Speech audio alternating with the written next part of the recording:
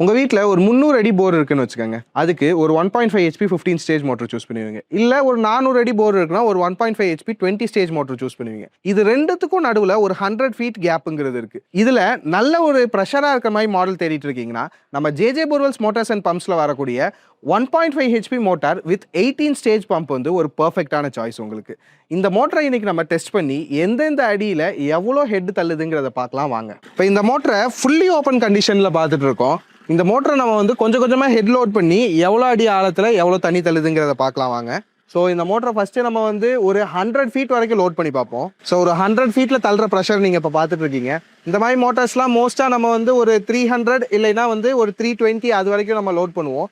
ஒரு 250க்கு first load பண்ணி பார்ப்போம் எவ்வளோ ப்ரெஷர் வருதுன்னு. ஒரு 250ங்கும் போது இதோட ப்ரெஷர் மாறுறதை நீங்கள் பார்க்கலாம். நெக்ஸ்ட் நம்ம ஒரு 300 ஃபீட்டுக்கு லோட் பண்ணலாம். ஒரு 300 ஃபீட்டில் இந்த மோட்டர் ஒர்க் ஆகும்போது வர ப்ரெஷர் நீங்கள் இப்போ பார்த்துட்டு இருக்கீங்க. இந்த மாதிரி ஆழங்கள் தான் இந்த மோட்டரோட ஒரு ஸ்வீட் ஸ்பாட்னு சொல்லலாம். இப்போ நம்ம இதை ஒரு 320 ஃபீட்டுக்கு வந்து லோட் பண்ணி பார்ப்போம். ஒரு 320 ஃபீட்டுங்கும் போது நம்மளுக்கு அப்பயுமே ஒரு ஆவரேஜான ப்ரெஷரில் வந்துட்டு இருக்கு. இந்த மாதிரி ப்ரெஷர் கூட நம்மளுக்கு டேங்க் நிறையிறதுக்கு ஒரு 10லேருந்து 15 நிமிஷம் தான் ஆகும்.